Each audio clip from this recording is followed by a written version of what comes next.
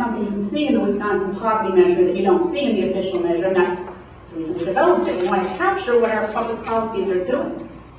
So this slide shows the marginal effect of public policies. I'm sorry, I'm turning my back to the, I can look at it on here. It shows that, so I better explain.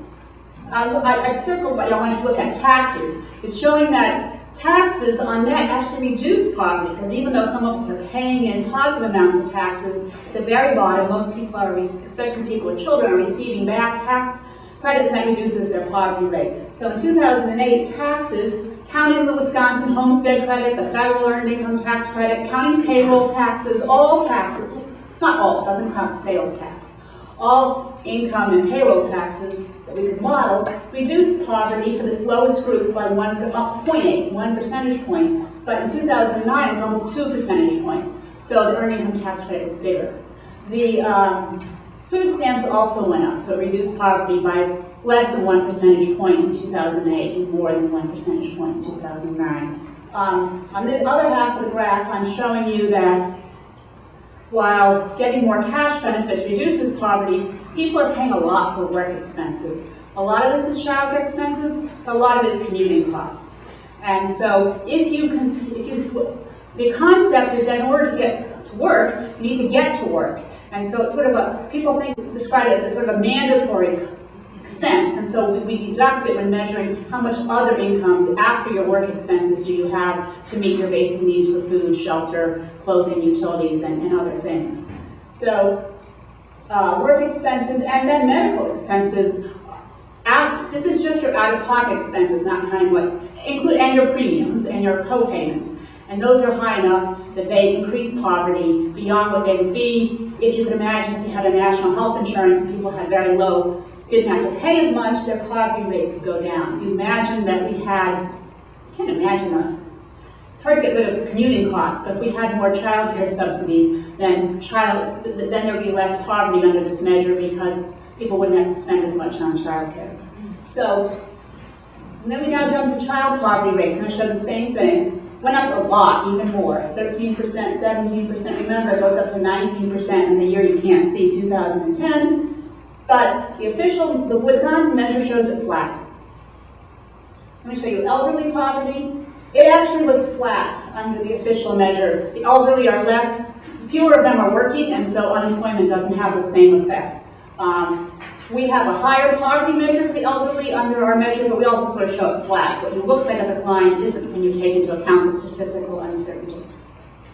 So looking at child poverty, they've actually doubled the scale. One shouldn't do that in slides, so it looks the same, but it's actually twice as big. So taxes reduced child poverty by 5 percentage points in 2009. That shows the big impact of the earned income tax credit, the child tax credit, and food stamps also has more.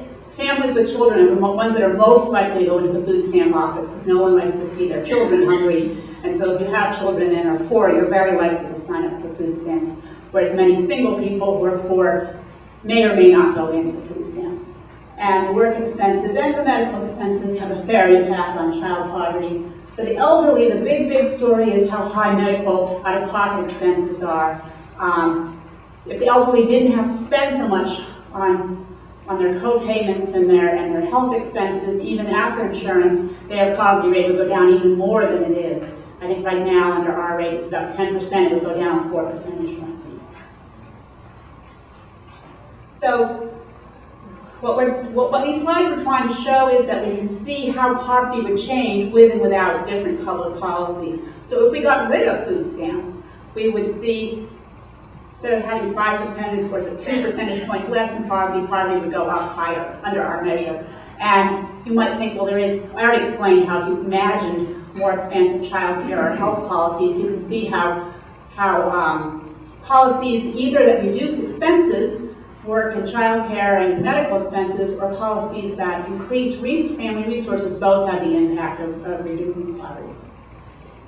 So I've been talking a lot about non-cash benefits and taxes.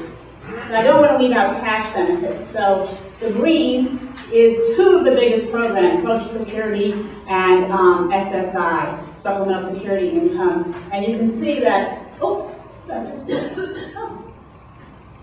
So you can see that for everybody, even though I won't crib a lot, I mean, non-cash benefits are important. Reducing poverty by 4 percentage points is a lot, but Social Security and SSI do more. They reduce poverty by 7 percentage points.